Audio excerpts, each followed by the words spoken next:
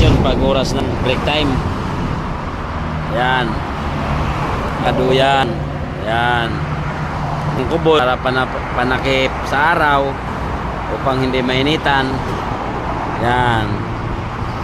Pag tagulan, siguradong mababasa ka dahil sa ng hangin ay yung isa. Yan. Yan yung aming sitwasyon dito, guys.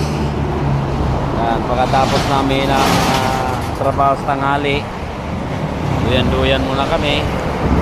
Yan. Pahinga muna ng isang oras. Pagkatapos ng isang oras, bilad na naman sa araw. Maghapon na naman bilad sa araw. So ganun lang ang aming sitwasyon dito, guys. No, hindi mo to ma-share, no, dahil mahirap lang ang nakaka-relate nitong video ko, guys. Siguro mayaman ka kaya hindi mo ma-share. No? Ayan ang ating ano, guys, oh. Si Carlo Boy para Lolo. Ayan, guys, oh. Ayan.